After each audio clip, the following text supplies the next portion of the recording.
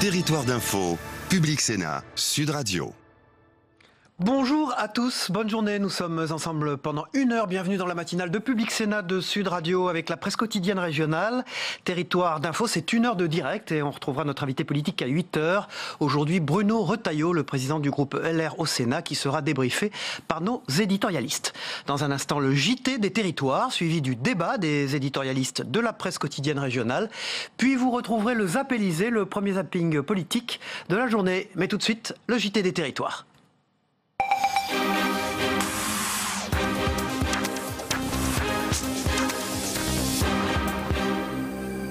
Vous en rendez compte, les températures chutent et le froid s'installe dans toute la France.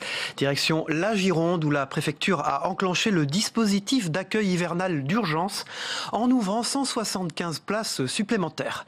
Au total, ce sont plus de 1000 places qui pourront être mobilisées si besoin pour héberger les sans-abri cet hiver. Le point avec Dominique Parmentier pour TV7 en Gironde. Que ce soit ici à Trégé ou sur le site de Dupas, rive droite à Bordeaux, au gymnase Palmer à Senon, au Têche ou à Parampuire, ce sont donc 175 places supplémentaires d'hébergement d'urgence qui viennent d'être ouvertes en Gironde. Des sites gérés par des associations et principalement par Emmaüs. Même si, comme tous les acteurs de l'action sociale, on est favorable à la pérennisation du plus grand nombre possible. Mais on reste conscient de la situation. Il est évident qu'il faut mobiliser des places complémentaires l'hiver, parce que l'hiver, on ne peut pas rester dehors, sinon on peut mourir, tout simplement. Souvenez-vous, c'est ce qui était arrivé à Brice, 35 ans, en décembre 2009, à Bordeaux. Cet hiver, avec les hébergements pérennes, ce sont plus de 1000 places d'accueil qui sont mobilisables dans le département pour les sans-abri. Plus 40 autres en cas de besoin ou de grand froid. C'est plus que l'an dernier, est-ce qu'on peut dire que c'est suffisant? Aujourd'hui, ces places sont suffisantes pour un certain nombre de compositions familiales, notamment les personnes isolées, puisqu'il faut quand même savoir que l'on a des refus, on a des gens qui ne veulent pas aller dans des structures collectives d'hébergement. La question qui se pose et pour laquelle nous avons un volant d'une 40aine de places, ce sont pour les familles et notamment les familles avec enfants, parce que notre priorité, c'est de ne laisser aucun enfant à la rue.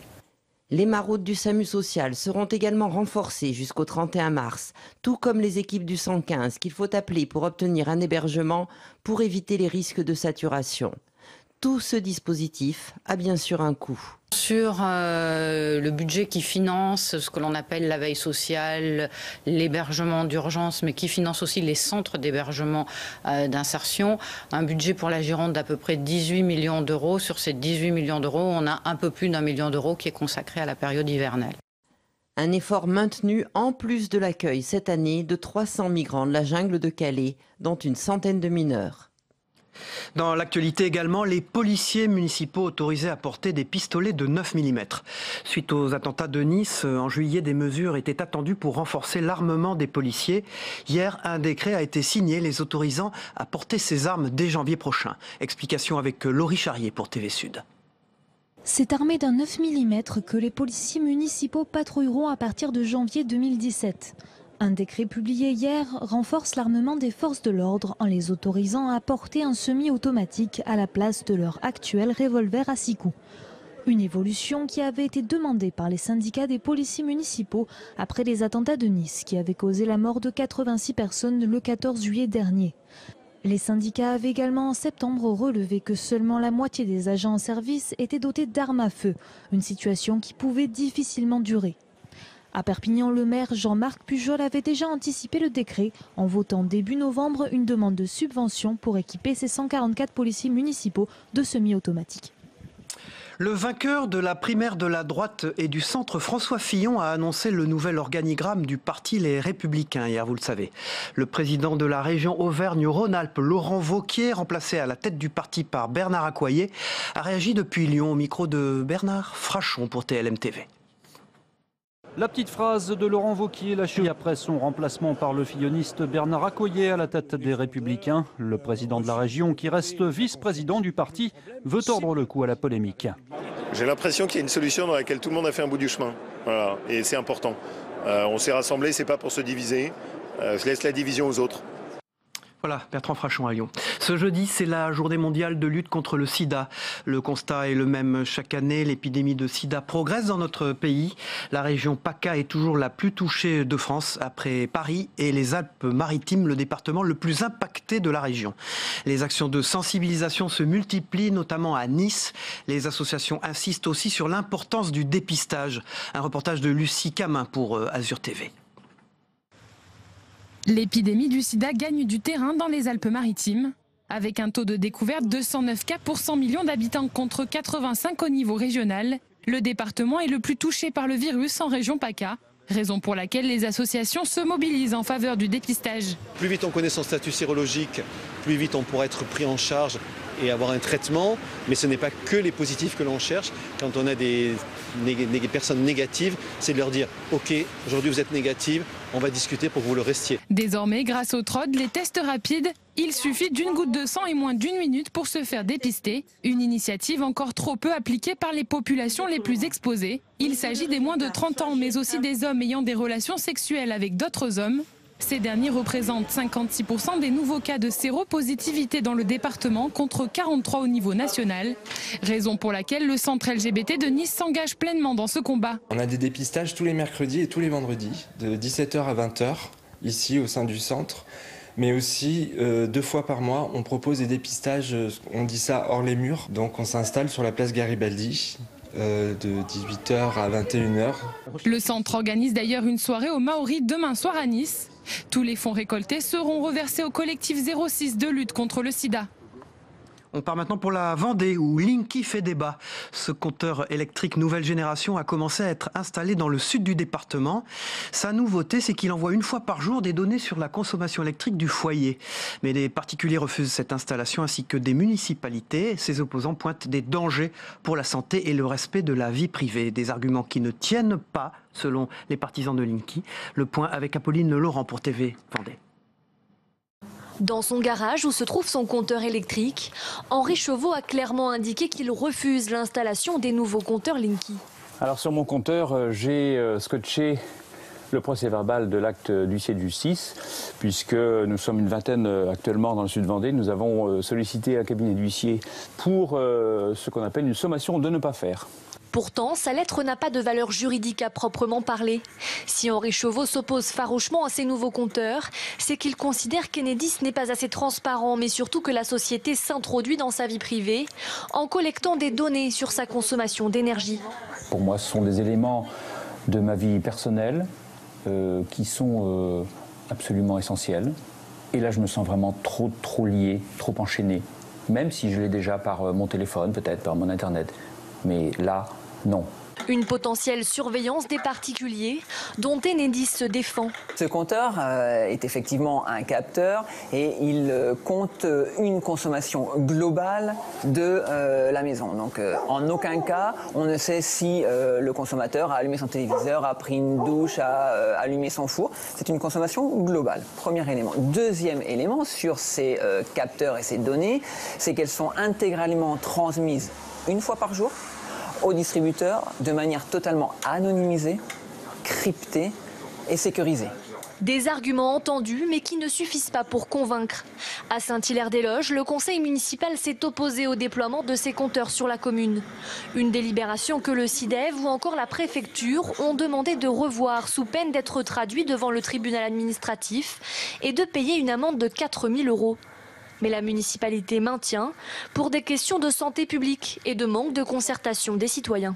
Il y a de plus en plus de gens qui sont sensibles aux ondes, mais surtout, ce qui nous paraît inadmissible, c'est la façon dont on procède pour nous imposer ce compteur Linky. Je rappelle d'abord que le compteur Linky, il est généralement installé dans le garage, donc il n'est même pas en contact avec la famille. Là, ce sont des courants porteurs en ligne qui passent dans le réseau électrique et qui s'en vont vers l'extérieur et qui n'entrent même pas dans la maison. On n'est pas complètement prêt non plus à envoyer un policier derrière chaque agent de RDF pour pouvoir imposer un compteur dans une maison.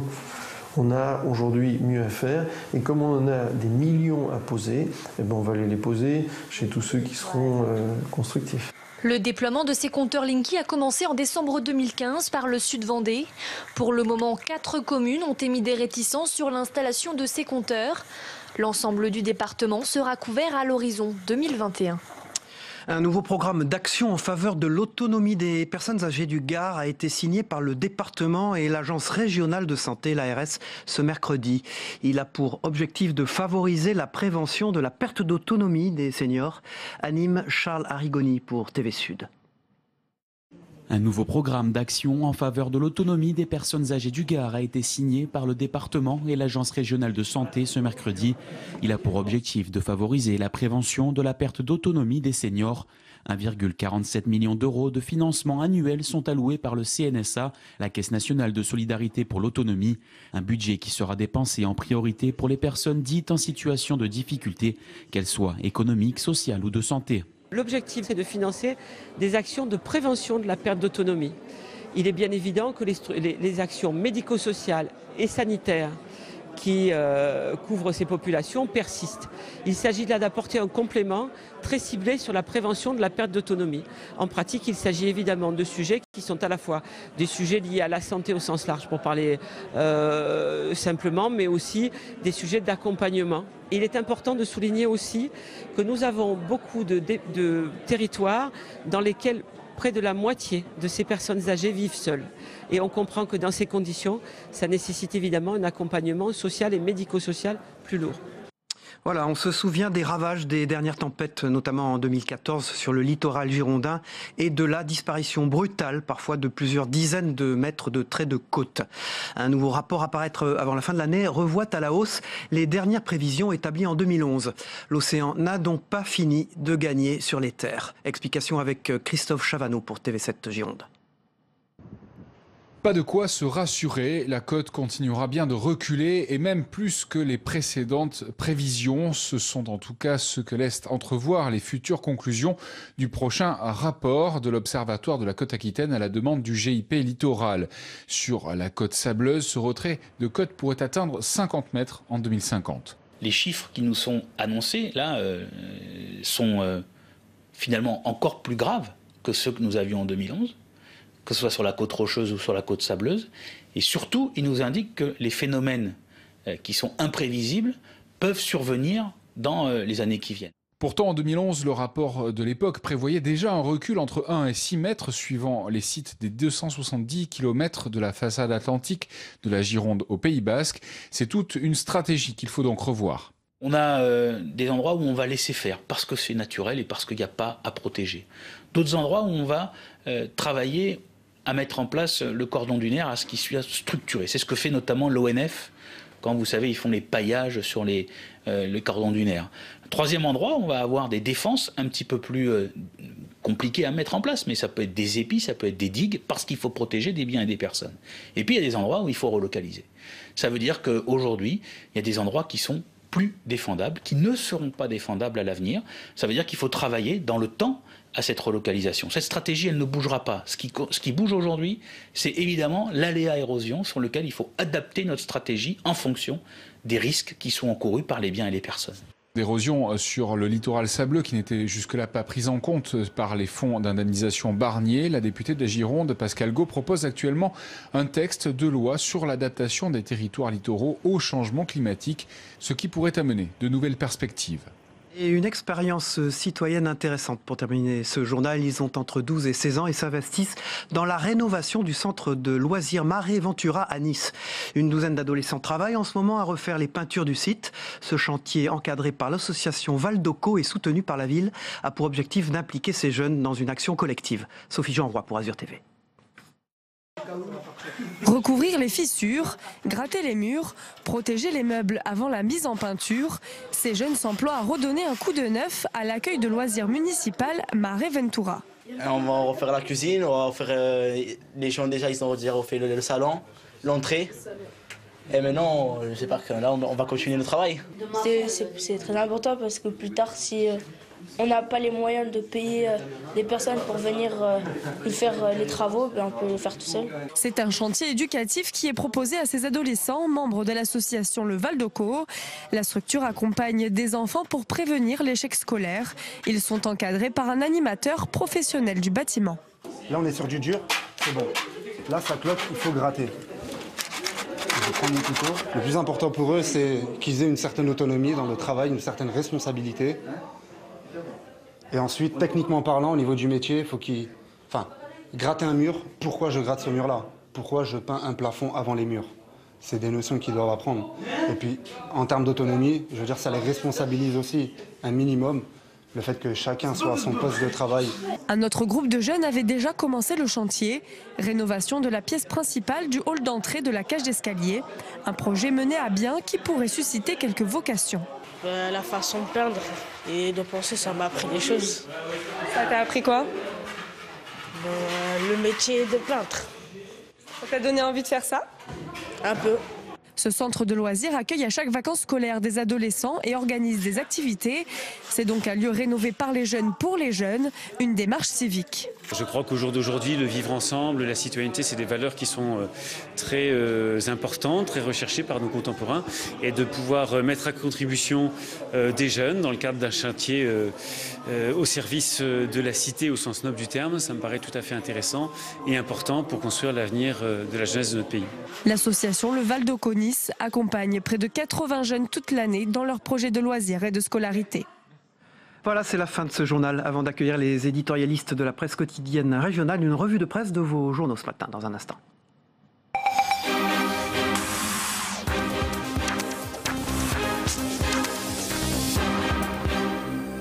Voilà, on démarre avec l'Union de Reims, un hommage, une marche en hommage à Tony. Environ 600 personnes ont participé à la marche blanche organisée en hommage à Tony. Vous savez, ce petit garçon de 3 ans victime de mauvais traitements à la une de l'Union de Reims.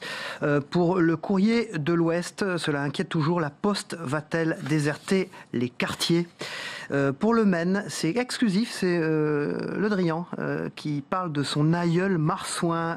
Ce jeudi, le ministre de la Défense est de nouveau en visite au 2e RIMA. Son grand-père a combattu dans les rangs de ce régiment pendant la Grande Guerre. Pour la presse de la Manche, c'est la Manche à fond pour le Téléthon, où la mobilisation reste forte. On espère au moins égaler le très bon résultat de l'an passé, près d'1 million d'euros dans la Manche. Pour la République des Pyrénées, c'est Arnaud Montebourg, qui sera d'ailleurs notre invité lundi dans Territoire d'Info, qui est aujourd'hui à Pau, et il dit que le projet Fillon coulerait le pays dans la République des Pyrénées. La Dépêche du Midi, c'est les premières glisses dans les Pyrénées, avec le coup d'envoi demain de la saison de ski, bien sûr, mais c'est également 40 photos inédites de Bowie. Mike Rock, le photographe et ami de David Bowie, propose une expo-vente inédite en France de 40 photos mythiques de l'artiste dans sa période Ziggy Stardust. Voilà, c'est à voir à Toulouse à partir du 2 décembre prochain. Pour la Voix du Nord, c'est une patrimoine. Les bières belges se font mousser à l'UNESCO. Et nous, alors, pose la question, la Voix du Nord, ce matin. Voilà, sans transition, nous allons passer au débat des éditorialistes de la presse quotidienne régionale. J'accueille ce matin Thierry Dupont de l'Express-Ville. Bonjour Thierry, bonjour. Merci d'être avec nous. Hubert Coudurier du Télégramme. Bonjour Hubert, vous êtes directeur d'information et président de TBO Télé-Bretagne Ouest. Merci d'être avec nous. Et Zoé Cadio, qui est ici pour l'Indépendant et le Midi Libre. Merci d'être avec nous. On va aborder les problèmes politiques, ils sont nombreux. D'abord, François Fillon, Hubert Coudurier, pendant que les nains du PS se battent, François Fillon taille sa route. C'est le titre de votre édito. Alors, comment avez-vous trouvé d'abord la réorganisation de son bureau politique ? Sans surprise, mais sans doute efficace. En tout cas, il met le parti en ordre de marche derrière lui pour avoir une machine de guerre pour la présidentielle.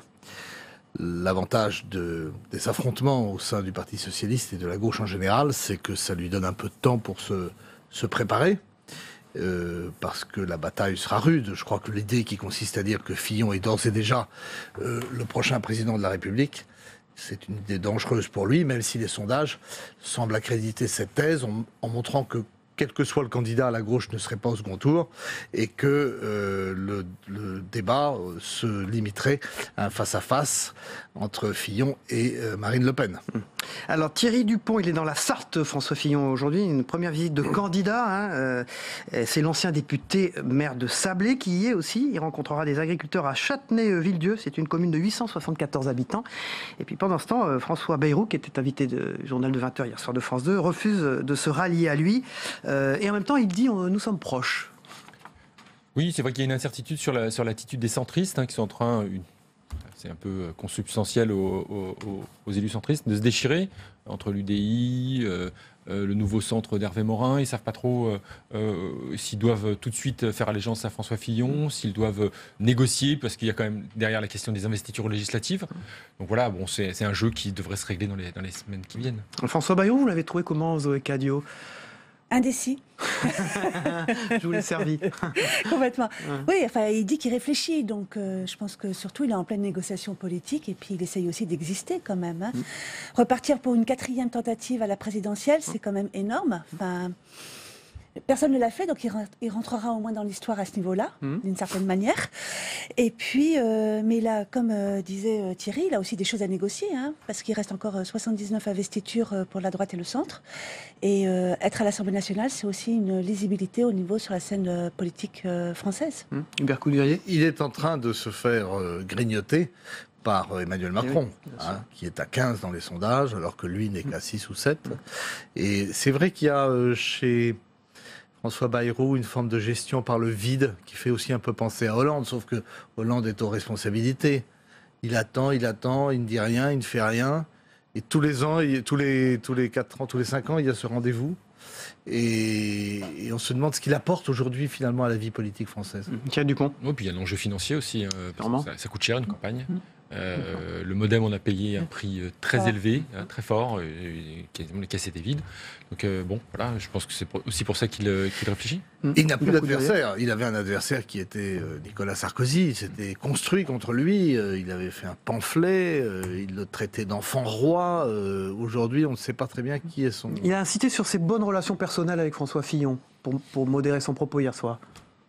En toute logique, il ne devrait pas se présenter. Il devrait appliquer à Fillon l'attitude qu'il avait décidée pour Alain Juppé. Il fait surtout attention de ne pas injurier l'avenir.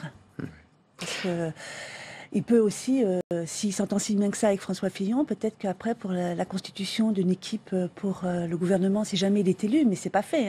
Comme disait Hubert tout à l'heure, il faut faire attention. On avait annoncé la victoire incontestable et incontestée d'Alain Juppé encore il y a 2 mois pour dire qu'il allait gagner les 7 primaires. Donc il ne faut pas vendre la peau de l'ours avant de l'avoir attrapé. Donc je pense qu'il est assez prudent et assez politique finalement. Pourquoi, Hubert Coudurier, vous qualifiez dans votre éditorial les leaders du PS comme les nains ?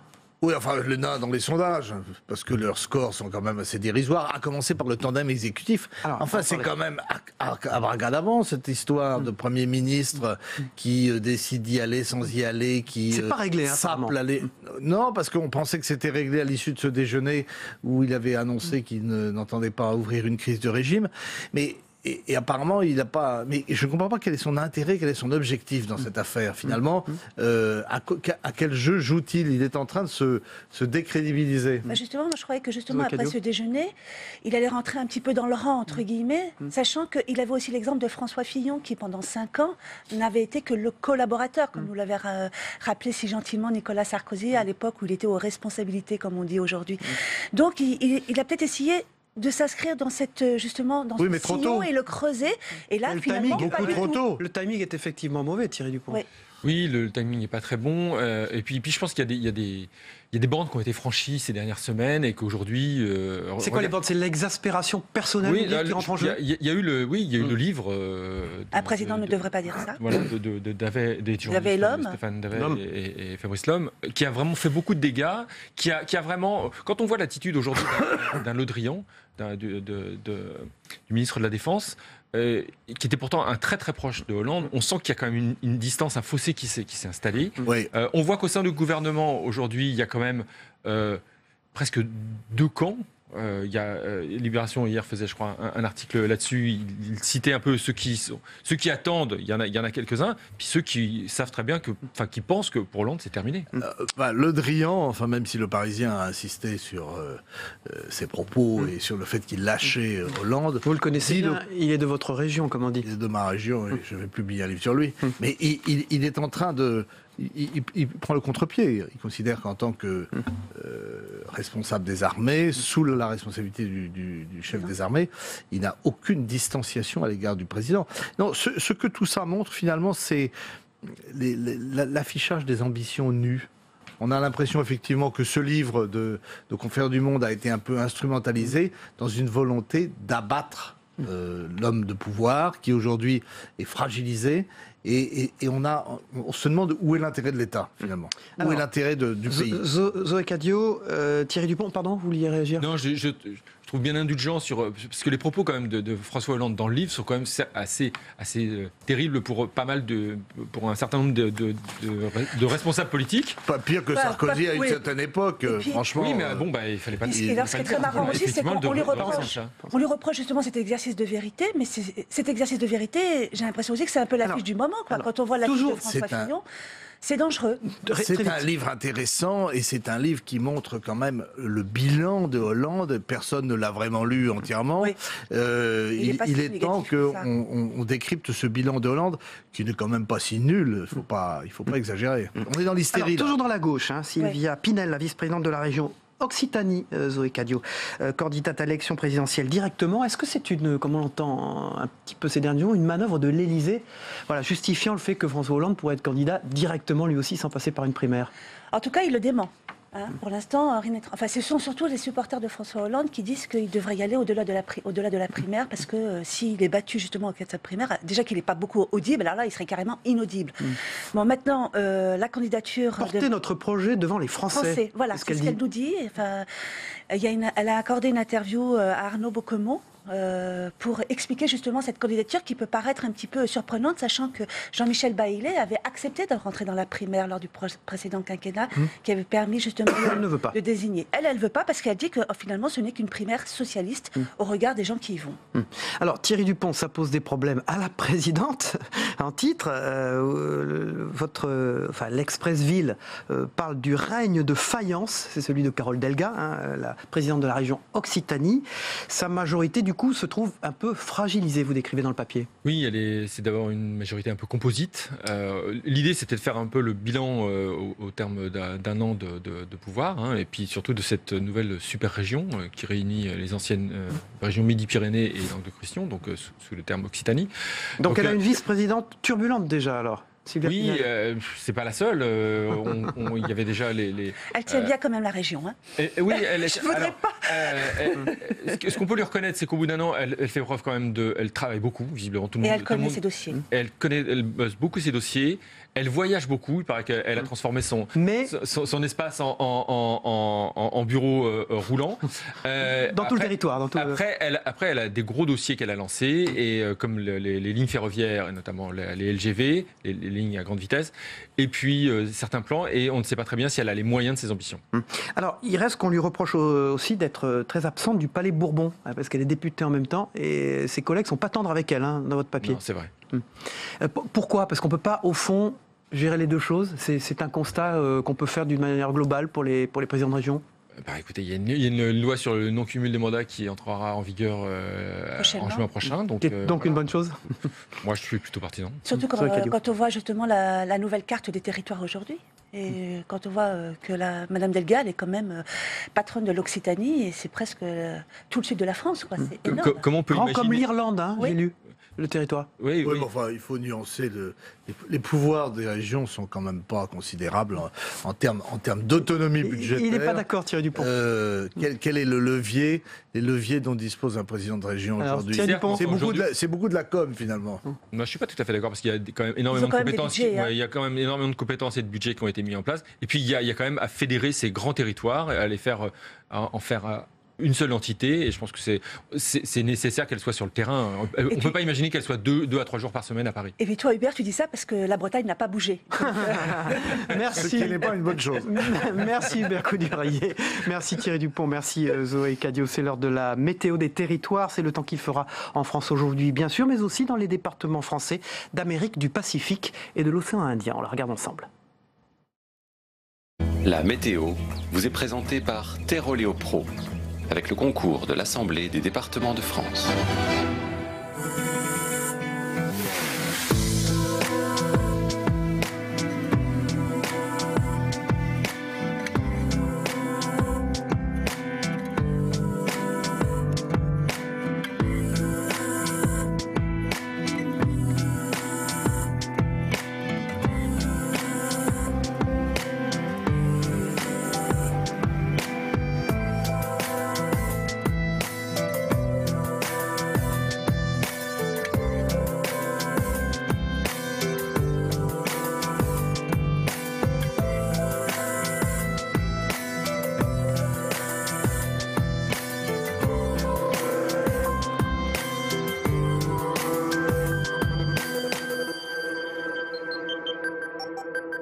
C'était la météo avec Teroléo Pro et l'Assemblée des départements de France.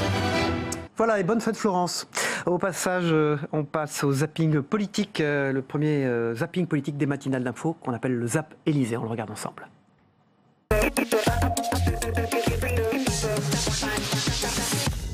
Que faites-vous si le président de la République décide de ne pas aller à la primaire et de se présenter? Permettez-moi d'abord de vous dire que ce serait un coup de force inacceptable, dont l'intéressé ne se relèverait pas. L'État, quelles que soient les périodes et quels que soient les moments, doit être dirigé. C'est le cas, et donc il a rappelé que tout le monde devait être à son poste. Pour une candidature de François Hollande, est-ce que ce matin vous avez des informations précises ou pas? Non, je n'ai aucune information, simplement François Hollande a dit qu'il donnerait sa démission mi-décembre. Lors d'un déplacement en Tunisie, Manuel Valls a rencontré le président Béji Caïd Essebsi, un nom que va écorcher le Premier ministre. BCE, comme on dit ici, le mot que vient de prononcer Manuel Valls veut dire pénis en dialecte tunisien. Vous avez fait un lapsus hier. Vous avez dit dans les 5 années qui viennent, au lieu de dire dans les 5 mois qui viennent. Vous lui prêtez encore une chance alors d'être candidat et d'être président de la République, François Hollande? Je pense qu'il est décrédibilisé définitivement. C'était pas un lapsus On est condamné à osciller entre des socialistes qui ont échoué lamentablement et des revenants qui ont gouverné ensemble pendant 10 ans. Car François Fillon, pardonnez-moi, est un revenant. Je suis extrêmement vigilant, je ne dirais pas que j'ai confiance. Nicolas Sarkozy me disait « Juppé, c'est baladure ». Ah, tu parles d'un renouvellement. Avec Jean-Luc Mélenchon, je voudrais ensuite pouvoir me tourner vers lui, aller discuter de ce que nous voulons faire ensemble. Vous pourriez vous ranger derrière lui? Je voudrais surtout qu'il vienne dans la primaire. Les autres candidats ne sont pas des perdreaux de l'année non plus. Et si François Fillon se retrouve face à Alain Juppé, pourquoi est-ce que personne n'imagine ce scénario? Thierry Solère, l'organisateur de la primaire à droite, et les lieutenants de chaque candidat sont allés au Parti Socialiste prendre des conseils chez Arnaud Montebourg, qui était lui l'initiateur de la primaire à gauche. Ils se sont rencontrés plus secrètement, plus discrètement. Le chiffre de 10 000, ça vient de vous? Oui, parce que nous avions eu 10 000 bureaux de vote en 2011. Un mot pour les ballots qui ont été donnés 2 €.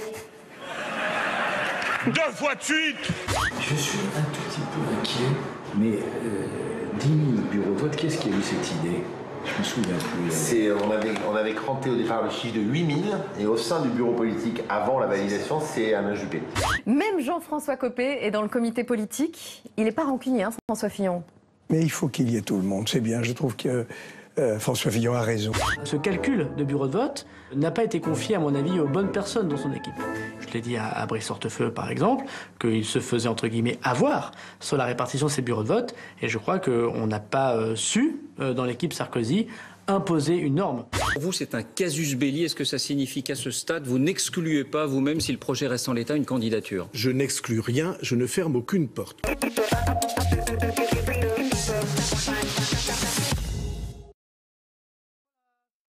Territoire d'info qui se poursuit avec l'invité politique aujourd'hui, Bruno Retailleau. Bonjour, merci d'être avec nous. Bruno Retailleau, vous êtes président de la région des Pays de la Loire et vous êtes président du groupe Les Républicains au Sénat. Bien sûr, pour vous interroger à mes côtés ce matin, Michael Zamès de Public Sénat et Christophe Bordet de Sud Radio. Bonjour Christophe. Bruno Retailleau, l'Assemblée nationale examine le délit d'entrave numérique sur l'IVG. Pourquoi vous, au Sénat, avez-vous rejeté ce texte d'abord ? Alors d'abord on ne l'a pas encore. Donc on a eu une volonté, mais il était hors sujet dans un texte sur l'égalité et la citoyenneté. On s'apprête à le réexaminer, mais vraisemblablement nous le rejetterons pour deux raisons. D'abord, il est parfaitement contraire à la liberté d'expression, c'est clair. C'est une liberté qui est garantie par la Constitution. Et il est aussi contraire, je crois, à l'esprit de la loi Veil, qui prévoyait une information, y compris sur des alternatives. Donc, pour moi, c'est un très mauvais texte. Mais Bruno Retailleau, pardon, mais vous dites qu'il est contraire à la liberté d'expression. Quand on voit ces sites Internet avec autant de fausseté, autant de balivernes, on n'est pas dans une histoire de liberté d'expression, on est dans une liberté de désinformer. C'est ça la vérité. Si vous voulez trier, Christophe Bordet, sur Internet, ce qui est vrai et ce qui est faux, je vous souhaite beaucoup de courage. Non mais d'accord, mais enfin là on parle d'un sujet extrêmement sérieux et grave. Exactement. Est-ce que, parce qu'il y a des sites qui sont excessifs, outranciers ou mal informés, est-ce que, à ce prétexte-là, on doit tout interdire lorsque l'on n'a pas la même pensée sur tel ou tel sujet? Bien sûr que je vous pose la question. C'est là. Eh bien, je vous réponds moi, et je vous dis non. Et il est évident que si ce texte était voté notamment par l'Assemblée nationale, le Conseil constitutionnel, qui est le juge suprême de nos libertés, aura à l'examiner. Laurence Rossignol, la ministre de la Famille, avait dit à l'époque, par rapport à ce qu'avait fait le Sénat, que vous aviez cédé au lobby catholique. Qu'est-ce que vous pouvez lui répondre? C'est stupide. Je lui réponds une chose. Quand la gauche est en situation d'échec, elle nous ressort ces vieilles caricatures, ces vieilles lunes. Ce que je voudrais dire au gouvernement, ce que je voudrais dire à François Hollande, qui donne une triste image des institutions, puisque on est au bord, et on était ce week-end, au bord d'une crise politique et institutionnelle grave, alors qu'il y a 6 millions de chômeurs, qu'ils arrêtent de nous sortir des sujets qui n'en sont pas pour les Français, qu'ils traitent les vraies préoccupations des Français, qu'ils arrêtent de diviser, qu'ils arrêtent. Non, la loi Veil n'est pas remise en cause. Oui, ce qui est un vrai sujet, c'est la liberté d'expression. Ce qui est un vrai sujet pour un acte de cette gravité-là, et que personne ne remet en cause en termes, je veux dire, de liberté de chaque femme à décider, évidemment, eh bien, c'est que le gouvernement veuille diviser les Français là où, franchement, non, mais là, ce sont quand même les évêques de France qui sont les premiers à monter au créneau en disant, attention, comme vous, à la liberté d'expression, etc. On se dit, ça y est, les cathos ont pris le pouvoir et ils profitent de la victoire de Fillon aussi. Enfin, je ne sais pas. Rappelez-moi, il y a 2 ou 3% de pratiquants catholiques en France. Non, mais vous voulez rire. Vous voulez rire. C'est extraordinaire qu'aujourd'hui, on veuille faire des catholiques des ennemis de la République. C'est faux, vous le savez très très bien. Et ça ne creuse pas le problème avec les centristes, du coup? Non, mais absolument pas. J'ai des amis centristes, croyez-moi. Et pour revenir à l'élection de dimanche, François n'aura aucun souci, à François Fillon, à faire une union avec les centristes. Aucun souci. D'ailleurs, vous savez qu'au Sénat, François Zocchetto, qui est mon homologue, qui est le patron des sénateurs centristes, a soutenu François Fillon, Hervé Morin aussi, lui, entre les deux tours, et bien d'autres. Il n'y a aucun sujet là-dessus. Les choses sont très claires. On a voulu, encore une fois, caricaturer. C'est la gauche.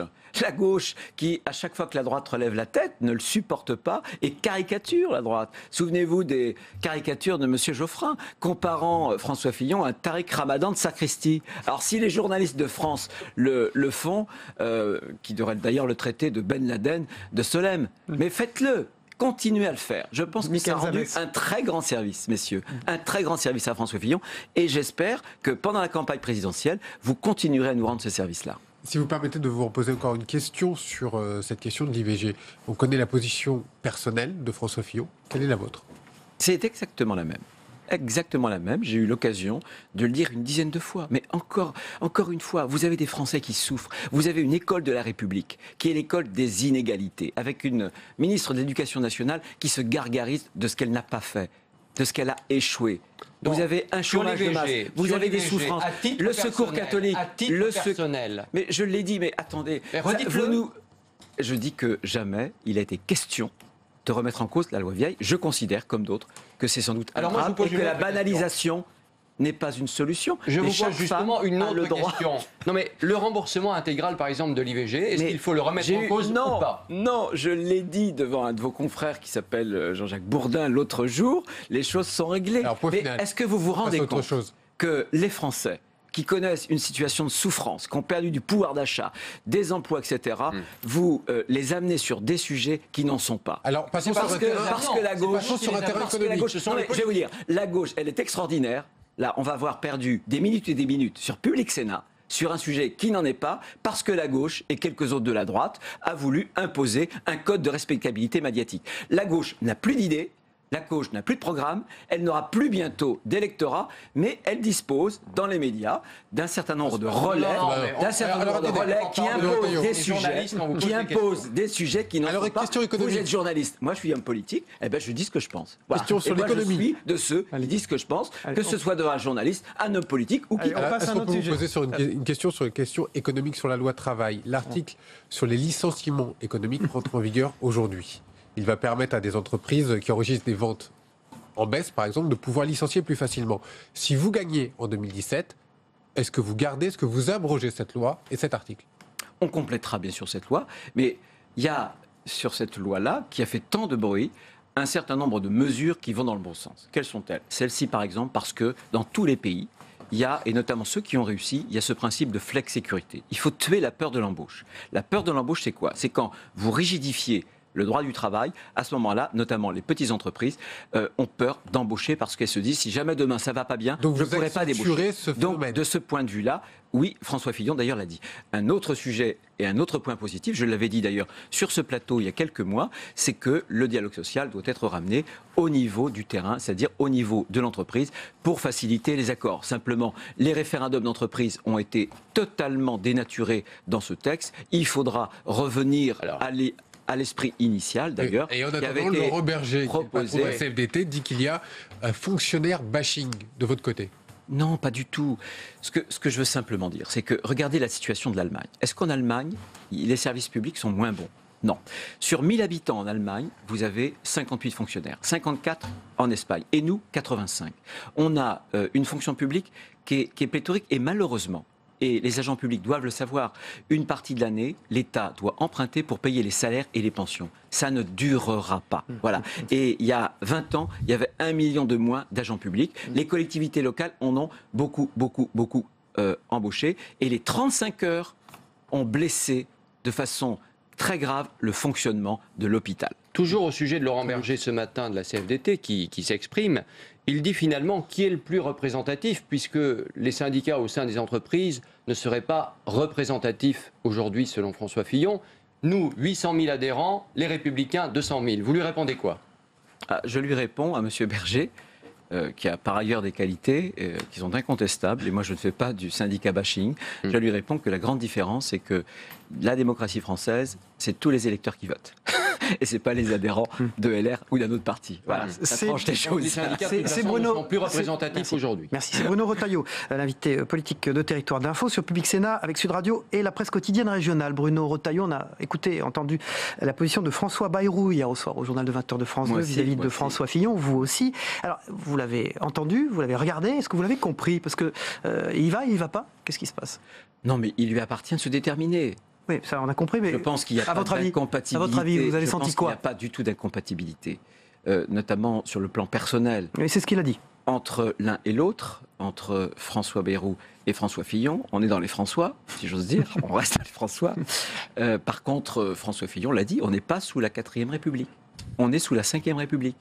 Il a un projet, il a une ligne, eh bien, il n'y aura pas, dans les arrière-boutiques, des petites tambouilles. Oui. Ça, donc, projet dangereux pour l'alternance. Voilà. C'est non. Projet dangereux pour l'alternance, dit François Bayrou. Si M. Bayrou avait voulu se présenter, c'est un message. Il se serait présenté aux primaires, il n'a pas souhaité. Ouais. Non, mais c'est un message qu'il a passé. C'est quoi hier soir? Je ne sais pas. Posez-lui la question, parce que là, franchement, je ne suis pas... Mais votre perception, Je pense que ça fait partie des signaux, mais je crois qu'un des travaux... Ça fait partie des signaux. Bien sûr, ça fait partie des signaux. Mais ça veut dire quoi? C'est pas moi de franchement. Non, mais dans votre pensée, ça veut dire quoi? Ça fait partie des signaux. Oui, il pourrait y aller. Oui, il pourrait être gênant. Oui. Oui, il faut aborder. Bien alors, c'est peanuts. Oui, va-t-il négocier? Non. Nous, on est sur une ligne depuis le début. Voilà, la présidentielle, la rencontre d'un homme et d'un peuple. Pour le reste, vaille que vaille, on avance, on verra bien. Il est dangereux, Bayrou, si jamais. Non, il n'est pas dangereux. Et quand il dit, par exemple, que François Fillon, c'est Robin des Bois, il prend aux plus pauvres pour donner aux plus riches. Non, mais c'est absolument faux. Quel est le cancer de la société française? C'est le chômage, un chômage de masse. Je vous rappelle que nous sommes et nous occupons la 22e place sur 28 pays en Europe. 22e place. On est en train de dégringoler. Le Secours catholique a révélé qu'il y avait 8 millions de pauvres en France. Très bien. Le projet de François Fillon, le projet de François Fillon, c'est de faire en sorte que des capitaux restent en France, qui s'investissent dans les entreprises. C'est les employeurs qui créent l'emploi. Et pourquoi les autres pays européens n'ont pas d'ISF, Christophe Bordet? Pourquoi? Je vous pose la question. Non, parce que c'est une mauvaise mesure. Les 35 heures. Pourquoi les autres pays européens, ceux qui réussissent, ceux qui parviennent à faire baisser le chômage, n'ont pas les 35 heures? Je vous pose aussi la question. Le projet de François Fillon, il aura l'occasion de l'exprimer encore plus. C'est un projet qui vise à restaurer l'ascenseur social. Quand je suis né, il y avait plus d'enfants d'ouvriers, de classe moyenne et surtout de classe populaire dans les grandes écoles de la République qu'il n'y en a aujourd'hui. C'est un scandale. Eh bien, avec François Fillon, le projet, précisément, ce sera une dimension populaire. Vous le verrez. L'élection présidentielle, ce ne sera pas l'élection... Populaire. L'électorat qui n'a pas voté pendant la primaire. Mais c'est faux. Qu'en savez-vous? Vous pensez que dans la Meuse ou dans le Vaucluse, vous pensez deux départements? Non, faux. Je pourrais vous montrer, et hors antenne, je vous le prouverai. Je pourrais vous montrer que là où il y a un électorat populaire, c'est là où François Fillon a fait de très très très beaux scores. Et vous verrez que pendant sa campagne, il aura l'occasion d'éclairer son projet d'un jour nouveau. Peut-être qu'il a été mal expliqué, mais cette dimension-là, croyez-moi, nous l'avons au cœur, y compris sur la sécurité sociale. Il l'a dit sur France Télévisions l'autre jour, il n'est pas question de laisser quiconque sur le bord de la route, avec une règle et une seule règle, pas d'assistanat. On vous aide, mais vous faites des efforts. Si vous ne faites pas d'efforts, alors la société, vous ne pouvez pas avoir que des droits, il y a aussi des devoirs. La République affirme les droits, mais elle impose le devoir. C'est pas moi, c'est Victor Hugo qui l'a dit un jour. Il y a une question internationale qui vous tient à cœur, c'est la situation en Syrie, et notamment à Alep, transformée en cimetière depuis plusieurs mois, et tout le monde ferme les yeux et le dos. Malgré tout, est-ce qu'il y a des solutions que vous pourriez, à droite, et François Fillon notamment, mettre en place? Et notamment, est-ce que pour vous, Bachar el-Assad est le seul avec qui on peut discuter? Non mais, bien sûr que Bachar el-Assad ne représente pas l'avenir de son pays. Mais aujourd'hui, la diplomatie française, la diplomatie américaine, de moins en moins pour la démocratie américaine ces derniers mois, elles se sont enfermées dans une impasse. Nous voulons arrêter ce massacre. Pour arrêter ce massacre, il faut s'asseoir autour de la table de ceux qui peuvent l'arrêter, y compris Bachar el-Assad. Je suis désolé. Mais là, ceux qui viennent de Bachar el-Assad, ceux qui viennent pilonner, Alep. Bien sûr, mais je pourrais aussi vous donner des exemples aussi de quartiers qui sont détenus par les rebelles, qui ont envoyé des bombes sur d'autres quartiers, tuant des enfants. La guerre est abominable. Il faut l'arrêter, évidemment. Et pour l'arrêter, il faut se mettre autour de la table avec les gens qui peuvent l'arrêter. C'est tout. C'est la réelle politique. Et donc conserver Bachar el-Assad. Mais discuter avec Bachar el-Assad. Discuter avec Bachar el-Assad. Voilà. Benoît Retailleau, dernière question, c'est, vous savez, la journée mondiale de lutte contre le sida. Pour vous, quelle est la meilleure façon de lutter contre ce fléau? Est-ce que c'est des campagnes de prévention qui doivent interpeller, par exemple? Pardon, excusez-moi. La journée mondiale de lutte contre le sida, sur cette question-là. Ce sont des campagnes de prévention très fortes qui doivent interpeller. La solution pour vous? Mais il faut à la fois la prévention. J'entendais ce matin un reportage sur un certain nombre de personnels soignants qui ne veulent pas soigner des malades du sida. C'est abominable. Ça me choque profondément. Voilà. Maintenant, bien sûr qu'il faut faire des campagnes de prévention. Qui t'a choqué dans cette campagne? Non, je veux dire qu'il faut faire des campagnes de prévention qui n'ait d'autre objet que de prévenir sur le sida, qui n'est pas un objet de vouloir imposer tel ou tel comportement. Voilà, ne prenons pas en otage les malades. Au contraire, faisons des campagnes de prévention et faisons en sorte que... Mais après, les publicitaires, c'est pas moi qui fais le... Non mais là, c'est terminé, s'il vous plaît, c'est terminé, nous allons rendre l'antenne. Oui, non, mais voilà, après on peut discuter telle chose. Ce qui est très choquant, c'est quand des malades, on leur refuse un contact sous prétexte qu'ils soient malades. Merci. Et ça, franchement, aujourd'hui dans la société française, c'est inadmissible. Merci Bruno Retailleau, président de la région des Pays de la Loire et président du groupe Les Républicains au Sénat, longtemps soutien de François Fillon, depuis longtemps. Merci à vous d'avoir été sur ce plateau. On passe au débrief de vos propos.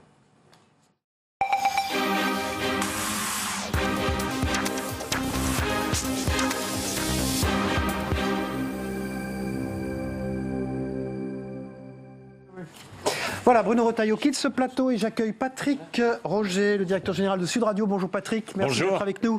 Et j'accueille Hubert Coudurier qui était là dans la première partie de cette matinale d'info, qui est directeur de l'information du Télégramme et président de TBO Télé Bretagne Ouest. Merci messieurs d'être avec nous. On démarre tout de suite avec l'Assemblée nationale qui examine le délit d'entrave numérique sur l'IVG.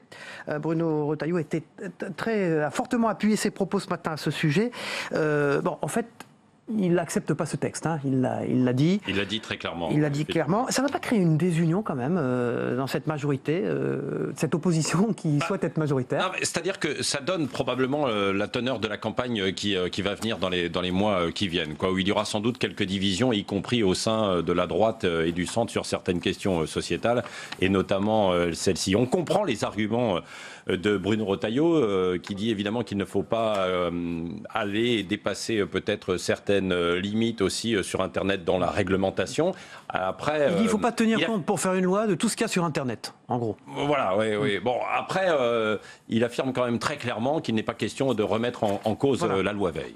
Voilà, Hubert Coudurier, il dit jamais il n'a été question pour nous de remettre en question la loi Veil. Et il dit en même temps que le gouvernement amène les Français sur des sujets qui ne sont pas les vrais sujets qui les préoccupent.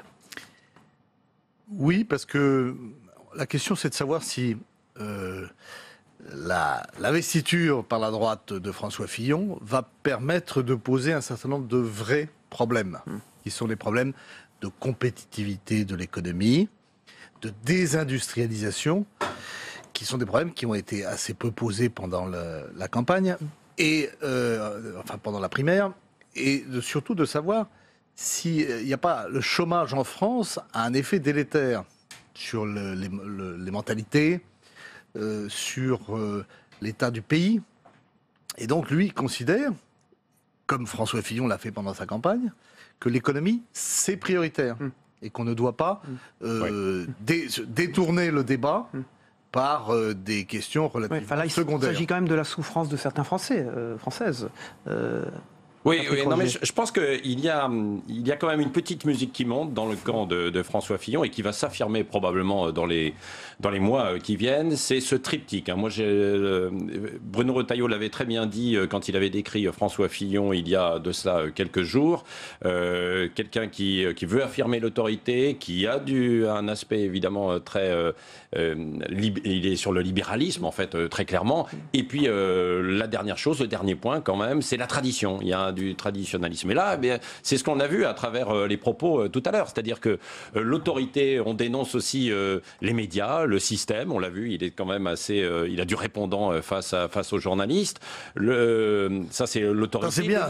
C'est bien ça. Non, mais ça, c'est bien. Ça, c'est bien. Il faut accepter qu'on se fasse taper dessus un peu de temps en temps. Non, et c'est probablement d'ailleurs comme ça que François Fillon a réussi aussi sa campagne, en dénonçant... Tous d'ailleurs, tous à la fin. Certaines questions, et en ne laissant pas le monopole finalement au Front National qui l'avait jusqu'à présent en dénonçant le système et la presse. Donc il y a ce point, le libéralisme évidemment sur ces questions du chômage, comme le disait Hubert Coudurier en fait à l'instant, c'est-à-dire qu'il faut des mesures en fait fortes et radicales, et pas d'assistanat, et il l'a dit en fait aussi très très clairement. Et donc là ça promet des débats.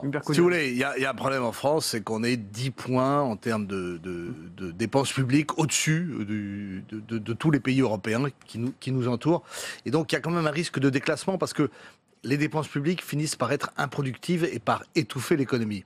En revanche, ce qui est certain, c'est que comme ça suscite des peurs, la réduction des fonctionnaires, toutes les mesures qui vont être prises, il y a aussi une tentation, comme l'ont fait les socialistes depuis Lionel Jospin, d'aller sur le sociétal.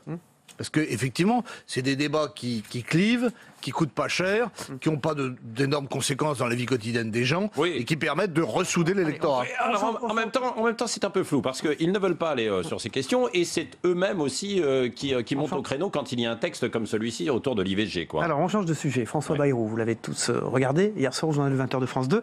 Qu'est-ce que vous avez compris de sa position? Un peu comme Bruno Retailleau, relation on n'a pas tout compris. Relation personnelle bonne avec François Fillon, mais il veut au fond se distinguer quand même de François Fillon. Il veut peser, mais il ne sait pas s'il pèse encore. Et Bruno Retailleau n'a pas été capable d'expliciter ça ce matin non plus. Non, mais je pense que c'est ça. C'est-à-dire que François Bayrou voudrait peser sur le débat, mais lui-même ne sait pas encore s'il est sur la photo véritablement. Est-ce qu'il est sur la photo? Ça va dépendre de quoi, des sondages?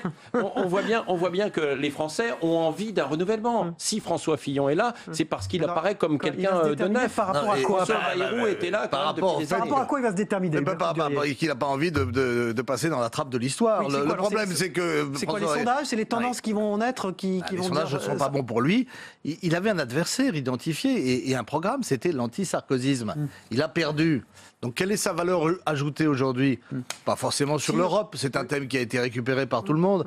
C'était le thème de prédilection des centristes. Un petit peu peut-être la campagne Fillon. Oui, mais c'est vrai, probablement pour essayer de peser à ce niveau-là. Cela dit, est-ce qu'il a encore du poids? On le voit dans les sondages, ça ne va pas très loin, quoi, bien sûr.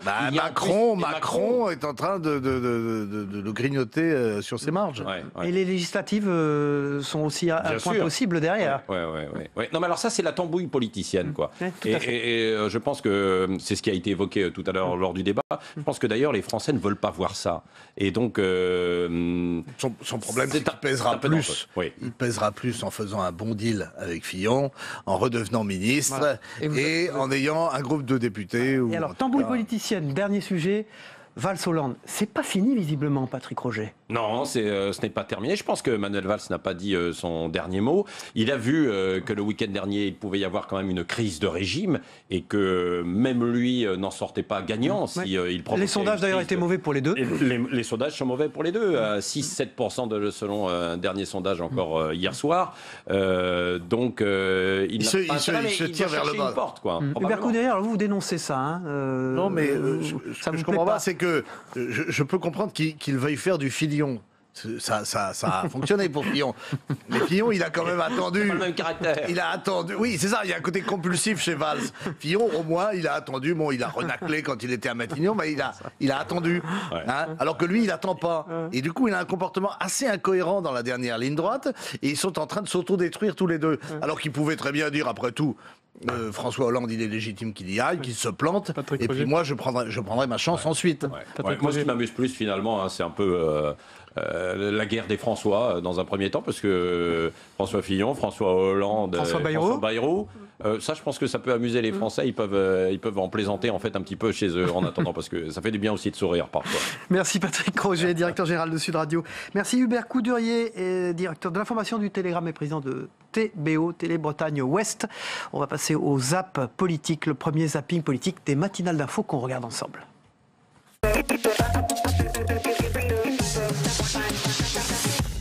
Que faites-vous si le président de la République décide de ne pas aller à la primaire, de se présenter? Permettez-moi d'abord de vous dire que ce serait un coup de force inacceptable, dont l'intéressé ne se relèverait pas.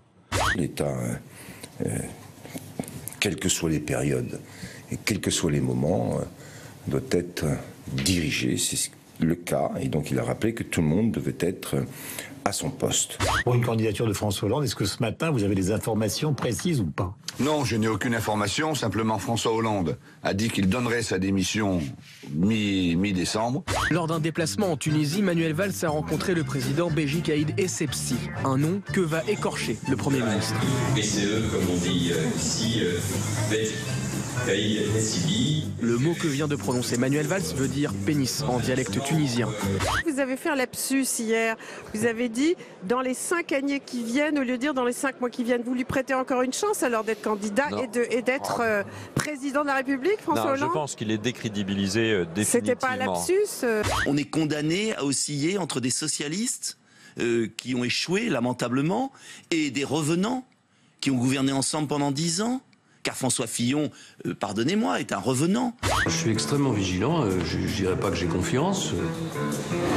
Nicolas Sarkozy me disait Juppé, c'est baladure. Alors tu parles d'un renouvellement. Avec Jean-Luc Mélenchon, je voudrais ensuite pouvoir me tourner vers lui, aller discuter de ce que nous voulons faire ensemble. Vous pourriez vous ranger derrière lui?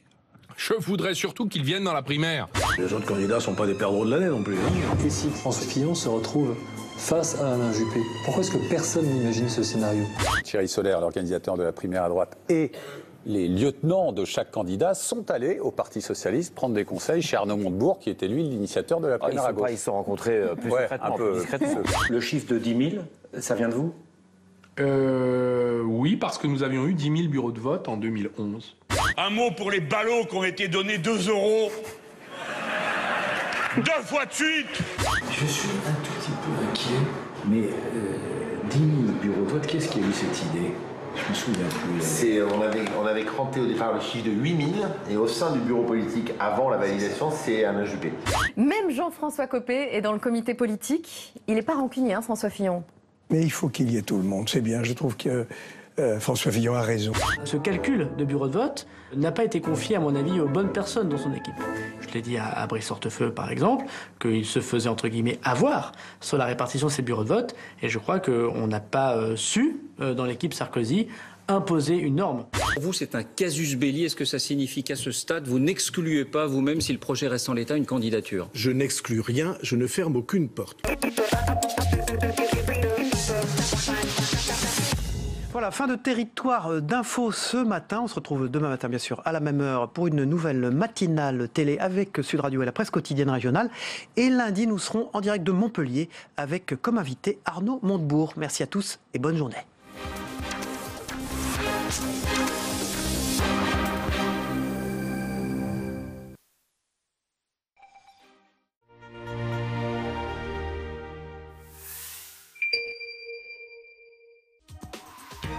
Politique Matin, présenté par Brigitte Boucher, dans un instant.